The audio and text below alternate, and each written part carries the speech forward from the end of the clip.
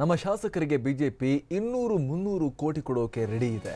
ಕೋಟಿ ಹಣವನ್ನ ಎಲ್ಲಿಂದ ತಂದು ಕೊಡ್ತಾ ಇದ್ದಾರೆ ಅಂತ ಕೊಡಬೇಕು ಅಂತ ಕೇಳ್ತಾ ಇದ್ದಾರೆ. ಹೀಗಂತ ಮಂಗಳೂರಿನಲ್ಲಿ ಕೆಪಿಸಿಸಿ ಅಧ್ಯಕ್ಷ ದಿನೇಶ್ ಗುಂಡೂರಾವ್ ಹೇಳಿಕೆಯನ್ನ ಕೊಟ್ಟಿದ್ದಾರೆ. 200-300 ಕೋಟಿ ಆಫರ್ ಅನ್ನ ಕೊಡ್ತಾ ಇದ್ದಾರೆ. ಎಲ್ಲಿಗೆ ತಂದು ಕೊಡಬೇಕು ಹೇಳಿ ಅಂತ ಕೂಡ ಹೇಳ್ತಾ ಇದ್ದಾರೆ ಅನ್ನುವಂಥ ಒಂದು ಗಂಭೀರ ಆರೋಪವನ್ನ ದಿನೇಶ್ ಗುಂಡೂರಾವ್ ಮಾಡಿರುವಂಥದ್ದು. ಆರೋಪ ಇದು. ಅಷ್ಟೊಂದು ಕೋಟ್ಯಾಂತರ ಹಣ ಬಿಜೆಪಿಯವರಿಗೆ ಎಲ್ಲಿಂದ ಬಂತು ಅನ್ನುವಂಥ ಪ್ರಶ್ನೆಯನ್ನು ಕೇಳಿದ್ದಾರೆ.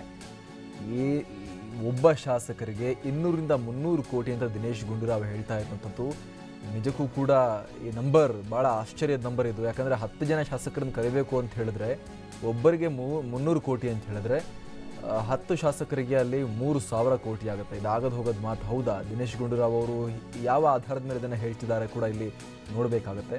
ಅಧಿವೇಶನದಲ್ಲಿ ನಮ್ಮೆಲ್ಲ ಶಾಸಕರು ಪಾಲ್ಗೊಳ್ಳೋದ್ರಲ್ಲಿ ಅನುಮಾನ ಇಲ್ಲ. ಸಂಸದ ನಳಿನ್ ಕುಮಾರ್ ಕಟೀಲ್ ಕೂಡ ಕುದುರೆ ವ್ಯಾಪಾರದಲ್ಲಿ ಭಾಗಿಯಾಗಿದ್ದಾರೆ. ನಳಿನ್ ಕುಮಾರ್ ಕಟೀಲ್ ಕೂಡ ಈ ಆಪರೇಷನ್ ಕಮಲದಲ್ಲಿ ಪಾತ್ರರಾಗಿದ್ದಾರೆ, ಅಂದರೆ ಪಾಲ್ಗೊಂಡಿದ್ದಾರೆ ಅಂತ ಮಂಗಳೂರಿನಲ್ಲಿ ಕೆಪಿಸಿಸಿ ಅಧ್ಯಕ್ಷ ದಿನೇಶ್ ಗುಂಡೂರಾವ್ ಆರೋಪವನ್ನು ಮಾಡಿರುವಂಥದ್ದು. ಏನು ವೇಣುಗೋಪಾಲ್ ಕೂಡ ಇದಕ್ಕೆ ಸಂಬಂಧಪಟ್ಟ ಹಾಗೆ ಪ್ರತಿಕ್ರಿಯೆ ಕೊಟ್ಟಿದ್ದಾರೆ. ರಾಜ್ಯ ಕಾಂಗ್ರೆಸ್ನ ಉಸ್ತುವಾರಿ ಕೆಸಿ ವೇಣುಗೋಪಾಲ್ ಕೂಡ ರಿಯಾಕ್ಟ್ ಮಾಡಿದ್ದಾರೆ. ಬಿಜೆಪಿ ಆಪರೇಷನ್ ಕಮಲ ನಡೆಸ್ತಾ ಇದೆ ಅನ್ನೋದರಲ್ಲಿ ಯಾವುದೇ ಸಂಶಯವೇ ಇಲ್ಲ ಅನ್ನುವಂಥ ಹೇಳಿಕೆಯನ್ನು ಇಲ್ಲಿ ಕೆಸಿ ವೇಣುಗೋಪಾಲ್ ನೀಡಿದ್ದಾರೆ. ದಕ್ಷಿಣ ಕನ್ನಡ ಜಿಲ್ಲೆ ಮಂಗಳೂರಿನಲ್ಲಿ ವೇಣುಗೋಪಾಲ್ ಈ ರೀತಿಯಾಗಿ ಹೇಳಿಕೆಯನ್ನು ಕೊಟ್ಟಿರುವಂಥದ್ದು. ಕೆಸಿ ವೇಣುಗೋಪಾಲ್ ರಾಜ್ಯ ಕಾಂಗ್ರೆಸ್ನ ಉಸ್ತುವಾರಿ, ಬಿಜೆಪಿಯವರು ನಮ್ಮ ಶಾಸಕರಿಗೆ ಹಣದ ಆಫರನ್ನು ನೀಡ್ತಾ ಇದ್ದಾರೆ.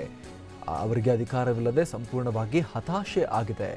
ಆದರೆ ನಮಗೆ ನಮ್ಮ ಶಾಸಕರ ಬಗ್ಗೆ ಸಂಪೂರ್ಣ ನಂಬಿಕೆ ಇದೆ. ಮೋದಿ, ಅಮಿತ್ ಶಾ ರಾಜ್ಯದಲ್ಲಿ ಕೀಳು ಮಟ್ಟದ ರಾಜಕೀಯವನ್ನು ಮಾಡ್ತಾ ಇದ್ದಾರೆ ಅನ್ನುವಂಥ ಆರೋಪವನ್ನು ಇಲ್ಲಿ ಮಾಡಿದ್ದಾರೆ ಕೆಸಿ ವೇಣುಗೋಪಾಲ್. ಕಾಂಗ್ರೆಸ್ ನಾಯಕರುಗಳ ಕಡೆಯಿಂದ ಬಹಿರಂಗ ಹೇಳಿಕೆಗಳು ಬರೋಕ್ಕೆ ಶುರುವಾಗಿದೆ. ಆಪರೇಷನ್ ಕಮಲ ನಡೀತಾ ಇದೆ ಅನ್ನೋದನ್ನು ಒಪ್ಪಿಕೊಳ್ತಾ ಇದ್ದಾರೆ. ಜೊತೆಗೆ ನಮ್ಮ ಶಾಸಕರ ಮೇಲೆ ನಮಗೆ ನಂಬಿಕೆ ಇದೆ ಅನ್ನುವಂಥ ಮಾತನ್ನು ಕೂಡ ಹೇಳ್ತಾ ಇದ್ದಾರೆ. ಮೋದಿ, ಅಮಿತ್ ಶಾ ರಾಜ್ಯದಲ್ಲಿ ಅಧಿಕಾರವಿಲ್ಲದೆ ಹತಾಶರಾಗಿದ್ದಾರೆ ಅನ್ನುವಂಥ ಹೇಳಿಕೆಯನ್ನು ಕೂಡ ಕೆಸಿ ವೇಣುಗೋಪಾಲ್ ಈ ಸಂದರ್ಭದಲ್ಲಿ ನೀಡಿದ್ದಾರೆ. ಬಿಜೆಪಿಯವರು ನಮ್ಮ ಶಾಸಕರಿಗೆ ಹಣದ ಆಫರ್ ನೀಡ್ತಾ ಇದ್ದಾರೆ ಅಂತ ಹೇಳಿ ಕೆಸಿ ವೇಣುಗೋಪಾಲ್ ಹೇಳಿದ್ದಾರೆ. ಇವರು ಯಾವುದೇ ರೀತಿ ನಂಬರನ್ನು ಹೇಳಿಲ್ಲ. ಆದರೆ ದಿನೇಶ್ ಗುಂಡೂರಾವ್ ಮಾತ್ರ ಭರ್ಜರಿಯಾಗಿ ಒಬ್ಬೊಬ್ಬರಿಗೆ 200-300 ಕೋಟಿ ಅಂತ ನಂಬರ್ ಹೊಡೆದು ಬಿಟ್ಟಿದ್ದಾರೆ.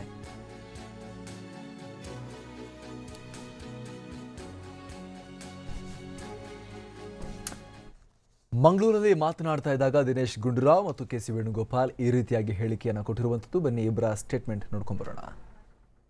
ಕರ್ನಾಟಕದಲ್ಲಿ ಹಲವಾರು ಜಿಲ್ಲೆಗಳಲ್ಲಿ ಪ್ರತಿಭಟನೆಯನ್ನು ಕೂಡ ಕಾಂಗ್ರೆಸ್ ಪಕ್ಷ ಹಮ್ಮಿಕೊಂಡಿದೆ. ಬೆಂಗಳೂರು ನಗರದಲ್ಲಿ ವಿಶೇಷವಾಗಿ, ಇಡೀ ದೇಶದಲ್ಲಿ ಎಲ್ಲ ರಾಜ್ಯದ ರಾಜಧಾನಿಗಳಲ್ಲಿ 30ನೇ ತಾರೀಕು ಮಹಾತ್ಮ ಗಾಂಧಿಯವರ ಹುತಾತ್ಮರ ದಿನ ಹಿಂದೂ ಮಹಾಸಭಾ ಸಂಘಟನೆ ಹೆಸರಿನಲ್ಲಿ ಕೆಲವು ವ್ಯಕ್ತಿಗಳು ಮಹಾತ್ಮ ಗಾಂಧಿಯವರನ್ನು ಯಾರು ಕೊಂದಾಕಿದ್ರು, ಅಸ್ಯಾಸಿನೇಷನ್ ಮಾಡಿದರು, ಅವರ ಜೈಕಾರವನ್ನು ಕೂಗ್ತಕ್ಕಂಥ ಹಾಗೂ ಮಹಾತ್ಮ ಗಾಂಧಿಯವರ ಫೋಟೋಗೆ ಗನ್ನನ್ನು ಇಟ್ಕೊಂಡು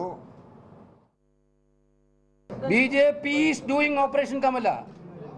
There is no doubt about that. Because of day one onwards, they are offering money to MLAs, they are offering powers to everybody. The host train started.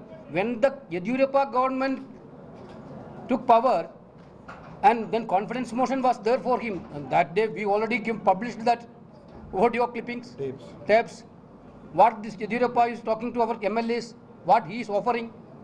Now also they are continuing that. They are very much desperate. Without power they can't live. I don't understand. One side they are talking about the moral politics in Delhi. Other way, Modi and Amit Shah is doing this type of cheap politics in Karnataka to kill the democracy, for killing the democracy. But even if they are trying very much, I am very much confident on my MLAs. Definitely. ಇದು KC Venugopal ಮತ್ತು ದಿನೇಶ್ ಗುಂಡೂರಾವ್ ಹೇಳಿಕೆ ನಾವು ಗಮನಿಸ್ತಾ ಇದ್ವಿ. ಮತ್ತಷ್ಟು ಮಾಹಿತಿ ನೀಡ್ತಾರೆ ನಮ್ಮ ಪ್ರತಿನಿಧಿ ಪೃಥ್ವಿ. ಇಬ್ಬರು ನಾಯಕರು ಸಡನ್ ಆಗಿ ಆಗ್ತಿರೋದು ನಿಜ ಅಂತ ಒಪ್ಕೊಂಡಿದ್ದಾರೆ. ಸಾಕಷ್ಟು ಆಕ್ರೋಶಭರಿತರಾಗಿ ಸರ್ಕಾರದ ಬಿಜೆಪಿ ವಿರುದ್ಧ ಆಕ್ರೋಶವನ್ನು ವ್ಯಕ್ತಪಡಿಸಿದ್ದಾರೆ. ಜೊತೆಗೆ ದಿನೇಶ್ ಗುಂಡೂರಾವ್ ಹೇಳಿರುವಂಥ ನಂಬರ್ ಒಬ್ಬೊಬ್ಬರಿಗೆ 200-300 ಕೋಟಿ ಅಂತ ನಂಬರ್ ಹೇಳ್ತಾ ಇದ್ದಾರೆ ಅವರು. ಅಂದರೆ ಎಷ್ಟಾಯಿತು? 10 ಜನ ಅಂದರೂ 3,000 ಕೋಟಿ ಆಗಿ ಹೋಯಿತು. ಇದೆಲ್ಲ ಯಾವ ಲೆಕ್ಕಾಚಾರ, ಏನು ಕತೆ ಅಂತ?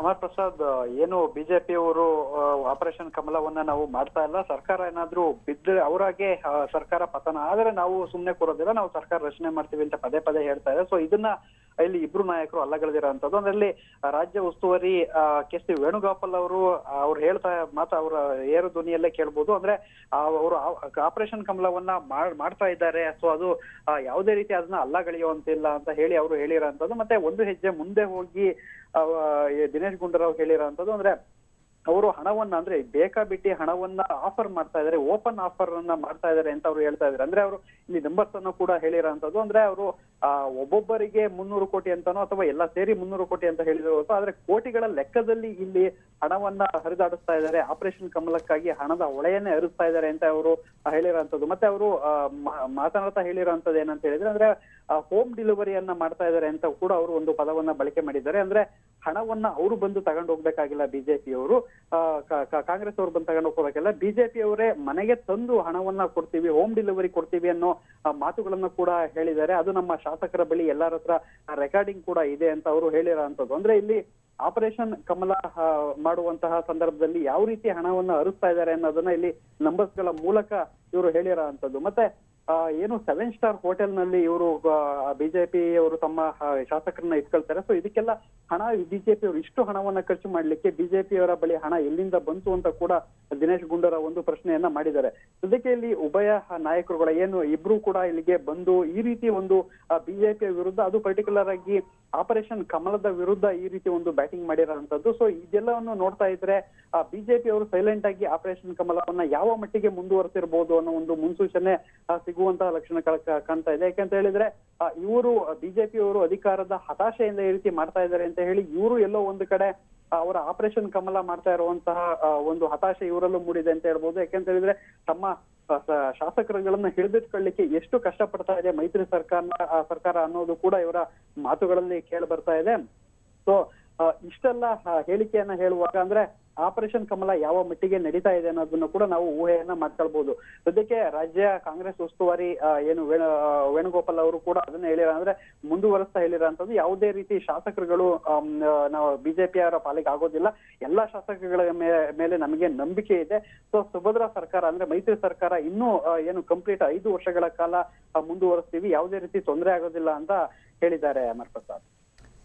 Thank you Prithvi.